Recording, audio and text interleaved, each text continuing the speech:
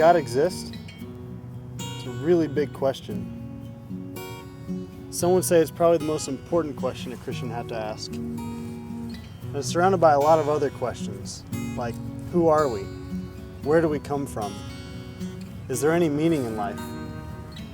How did the universe begin? It's a question that every person of faith has had to answer. And it's a question that's challenged Christianity for centuries. And it seems like the opposition is just growing. So if I were to ask you today, why do you even believe in a God? What would you say? Well, I would think that anyone that really wants to use reason or ration would have to say that this world has to have a first cause. And there has to be something that created all this. Things don't naturally become more ordered, they become more chaotic. And somehow in all of this great wide world, everything is very ordered and very structured. How can you not believe there's something else that's transcendent beyond this world and beyond the things that we know? I know that in the creation of a song or creation of a painting, it takes more than just know-how. It takes care, it takes commitment, it takes thought. I look around me and I see beautiful creation.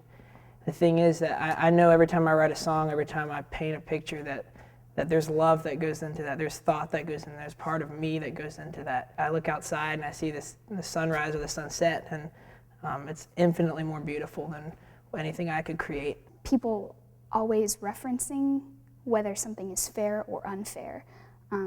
That to me is kind of like an appeal to some sort of authority, and they wonder, like where is the justice? Where is this person who can judge this situation that I'm in and can say like this is right and this is wrong? It seems to me like humans have this inner understanding of what is right and what is wrong, and that can't happen unless there is a God or a being who established those things.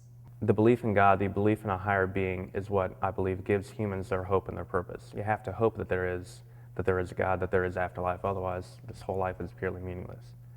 But you look outside and you see life in trees, and you see life in the mountains, and you see life in the birds of the air. That's what I think God is. God is life to me. I see it evident in everything. So if God does exist, can we prove it? And if we can't, why not? Why wouldn't God, in all of his infinite power and wisdom, just show us that he exists? Can we prove that God exists? If by prove you mean prove it in such a way that it's beyond any reasonable doubt and dispute, no. Can we nevertheless offer a rational case? Can we nevertheless show that it's perfectly intelligent, thoughtful, informed to believe in God? Absolutely. The truth is, God doesn't want us to prove he exists, because if he did, then he would do so, and he would just show up and we'd all have to believe. But see, then we'd have people believing out of selfishness instead of believing out of conformity to character. God wants us to believe because we choose to believe. He can give us a preponderance of evidence, but in the end, there has to be a faith element there that makes us go the rest of the way. The truth is, you can't believe anything without faith. Nothing at all. I look at the moon, and I can tell you it's made out of cheese. And then you as a scientist might come and tell me, no, it's made out of rock. Well, I have to have faith, either in my eyes that say it's cheese, or have faith in you as a scientist that say it's rock. But in the end, I have to decide what I'm going to have faith in. We can't prove God to exist, and God never intended us to try to prove that he exists. Instead, he's given us more than enough evidence that we can come to the knowledge of him. If we seek him, we'll find him. The most powerful intellectual tradition in the world is the Christian theistic tradition. There's simply no denying this. I mean, the great philosophers who are the founders of profound thinking in our culture have been people who believed in God for the most part. It's also interesting that the founders of Western science, and a lot of people want to pit science and Christianity against each other. The fact of the matter is the people who started the scientific enterprise were people who believed in God's existence and wanted to glorify God, and their aim was to think God's thoughts after him. So, can a rational, thoughtful, intelligent person believe in God? The overwhelming historical record says yes, without any doubt. And where do atheists fit in all this? What do they believe or don't believe? It's not as simple as you might expect. There's a subtle but really very important difference between an atheist and an agnostic. Both of them come from Greek words. The word atheist comes from the Greek word theist, which is someone who believes in God. Theism is belief in God.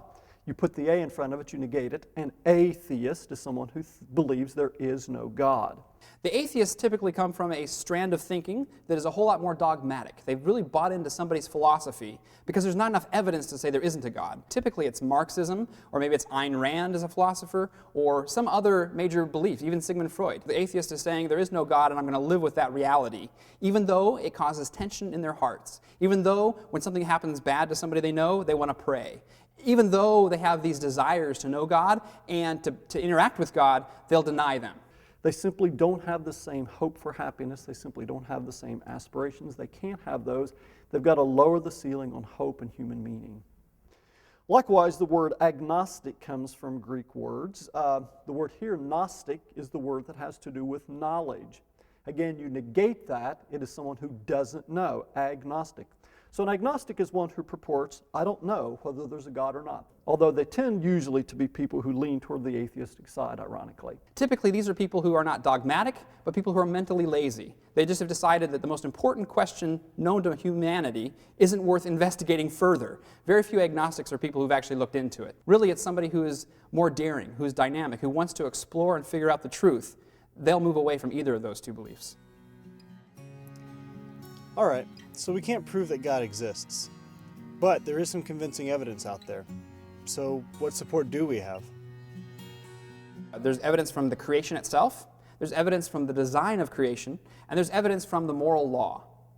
Evidence from creation just means if things are created, there had to be somebody who created them. And if you ask me, it takes a whole lot less faith to say there's a God who caused things than to say everything just happened without a God. The argument from design, and the basic point is this: the world had to be a certain way for human beings to exist. So, for instance, here are 2 or 3 points that you could throw out just immediately.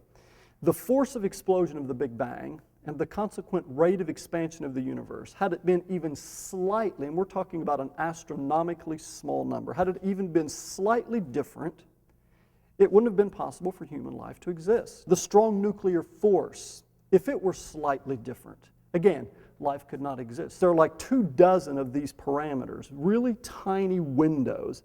If things were even slightly different, human life wouldn't be possible. Lots of people looked at this and said, it's just mind-boggling, it's just inconceivable that all of these things would have happened by chance. The third argument is the argument from moral law. It says this, that we believe, for some reason, that there's a right and wrong, and that's innate within the human nature.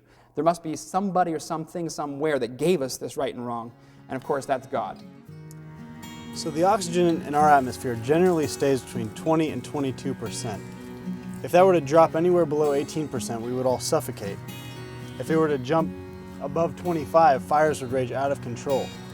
Some people say that we were involved just to fit these circumstances. But consider this.